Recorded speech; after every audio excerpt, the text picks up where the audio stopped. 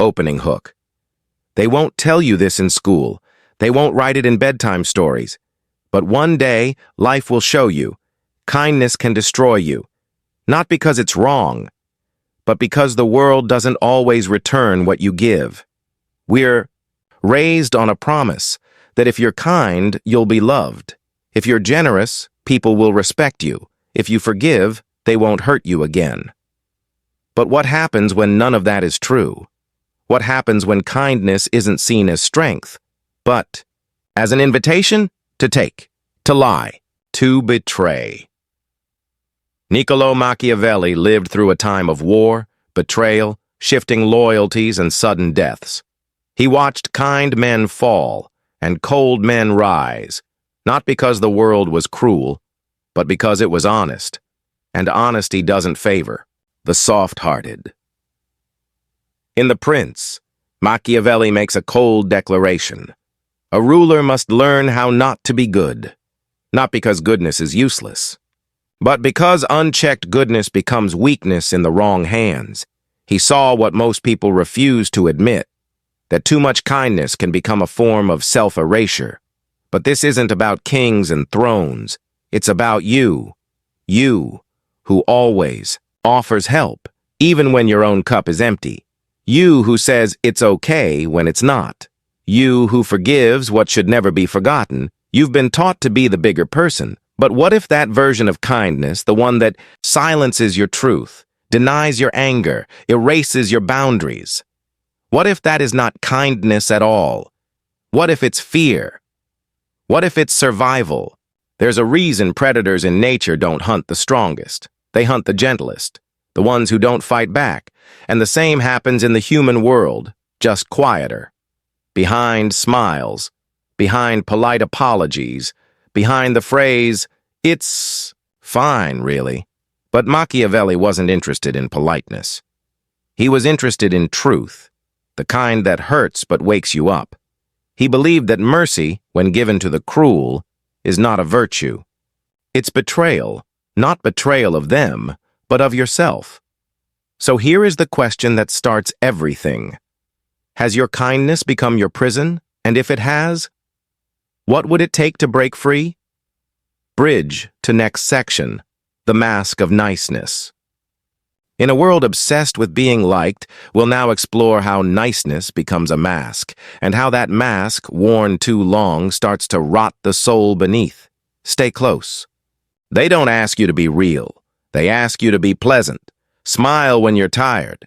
Nod when you're offended. Say, "It's okay," when your soul is screaming that it's not. This isn't kindness. It's a mask, a carefully stitched disguise made of politeness, fear, and the desperate hope to be accepted. And the longer you wear it, the more you forget what your real face looks like. Machiavelli wasn't fooled by masks. He saw through the courtesies of kings, the shallow diplomacy of nobles, the empty gestures of virtue. To him, pretending to be good was more dangerous than being ruthless. Why? Because those who pretend to be kind often do so not from compassion, but from fear. Fear of rejection, fear of confrontation, fear of being alone. So they become agreeable. Not because they agree, but because they don't dare disrupt the peace. But peace built on silence is just a slow-burning war. In our world today, the same thing happens. We're taught that being nice is a survival strategy. Say yes. Keep the peace. Don't make waves. But niceness isn't the same as goodness. Kindness is rooted in courage. It sets boundaries. It says no. It walks away. Niceness is rooted in fear. It avoids conflict. It tolerates mistreatment. It stays, even when it's dying inside. Machiavelli said, "It is better to be feared than loved if one cannot be both." Modern minds recoil at this, but what if he wasn't glorifying fear? What if he was warning us about shallow love? The kind of love that exists only when you're easy to control, only when you're convenient, only when you're useful. The moment you set boundaries, it disappears. That love was never real. Wearing the mask of niceness is exhausting. It demands that you bury your anger, your pain, your instincts. But those parts of you don't die. They just go underground. And one day, they come back. Not as calm conversations, but as resentment, self-hatred, depression. The mask may keep others comfortable, but it slowly suffocates the one wearing it. You've been taught to value being liked. But ask yourself this: what is the cost of being liked by people who don't truly see you? And deeper still, what is the cost of never seeing yourself? Bridge to next section, the cost of mercy. In the next part, we descend further into the pain of giving too much, of showing mercy to those who weaponize it, of watching yourself disappear in the name of goodness. There is a price for being kind to everyone, and sometimes that price is everything. There's a certain kind of heartbreak no one warns you about. The heartbreak of watching someone take your kindness and use it to hurt you, not once, but again and again. And the worst part? You let them. You tell yourself they'll change, that they didn't mean it, that this time it'll be different. So you forgive. You stay. You open the door wider than before, and they step through it with mud on their boots. That is the cost of mercy.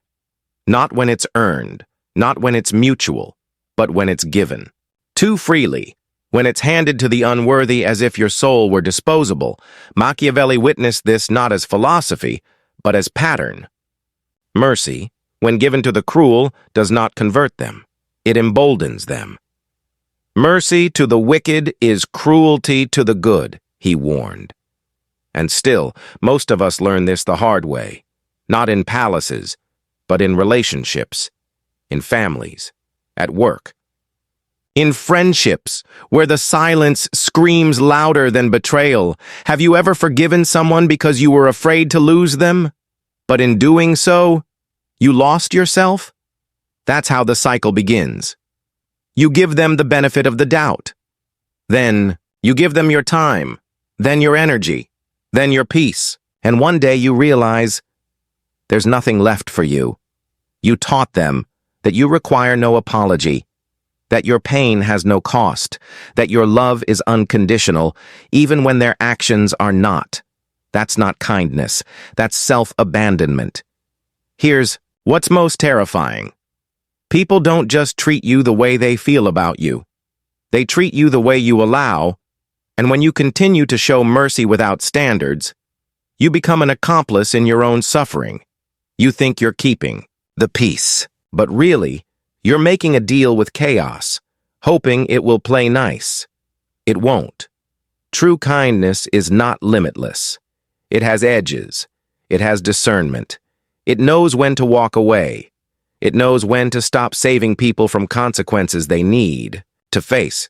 Because here's the brutal truth. Sometimes the kindest thing you can do is leave. Not out of anger, but out of respect for yourself and for what you will no longer carry. Bridge to next section. Fear, respect, and the shadow within. In the final part, we uncover the part of you that's been waiting in silence. The part that's not afraid to say no, not afraid to protect, not afraid to be misunderstood. This is where kindness and power finally meet, and where your true self begins. There's a version of you that the world has never fully met. It doesn't smile to keep the peace. It doesn't tolerate disrespect in the name of harmony. It doesn't bend over backwards to be liked. This version of you is not cruel. It's not heartless. But it is sovereign. It is the part of you that Machiavelli understood deeply. The part that does not ask permission to exist.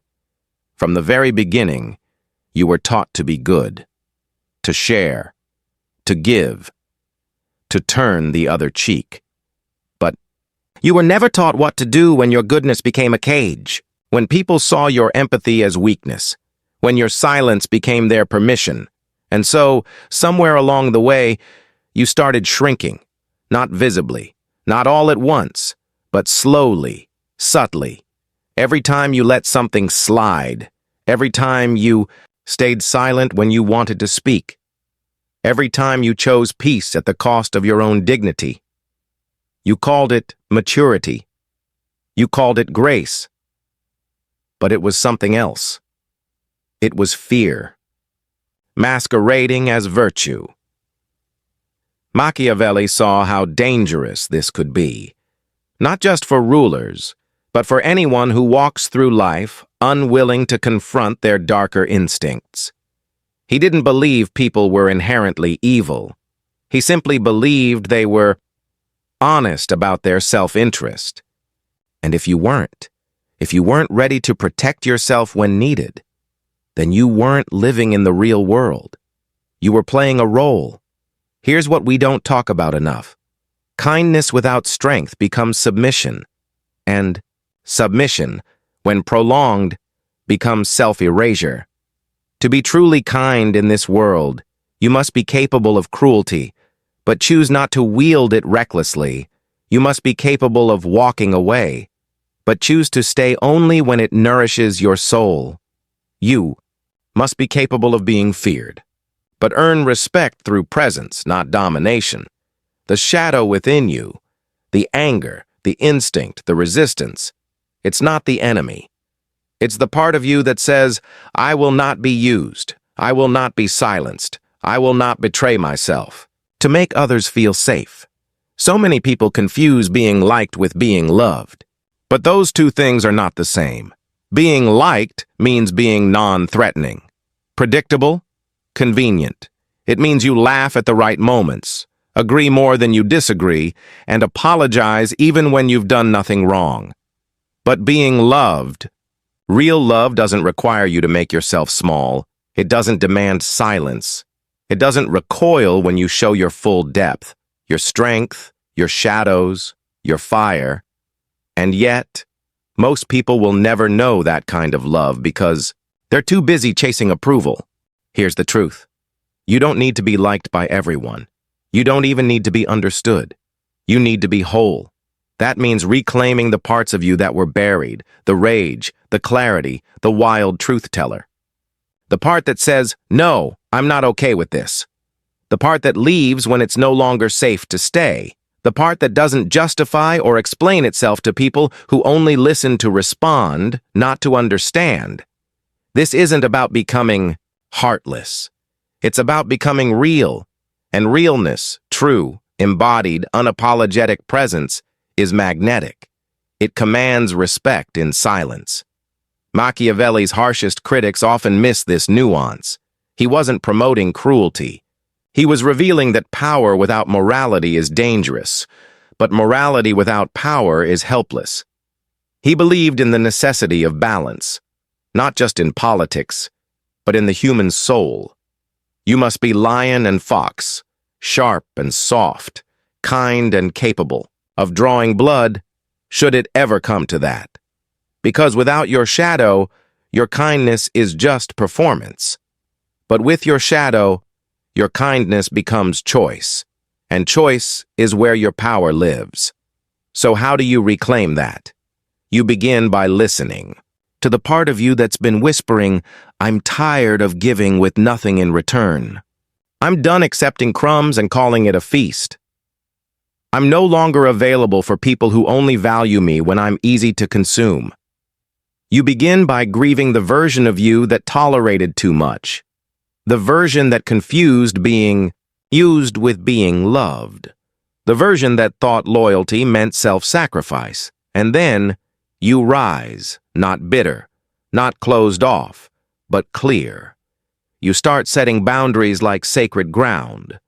You stop explaining your no. You stop saving people who refuse to save themselves. And in that space, something shifts. You no longer chase validation because you validate yourself. You no longer fear abandonment because you no longer abandon yourself. You no longer trade your truth for acceptance because you understand that real connection begins where pretending ends. So here is the moment of reckoning. You've been kind long enough. You've been soft-spoken, accommodating, and endlessly forgiving. But now, It's time to remember what your spine feels like. Not so you can harm others, but so you can stop harming yourself in the name of being good. Because the most dangerous kind of person is the one who could destroy you and chooses not to.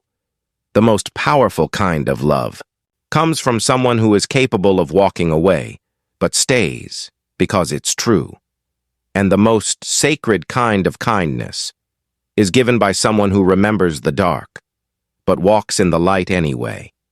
Final line, call to action. Let them feel your kindness, but make sure they never forget you have teeth.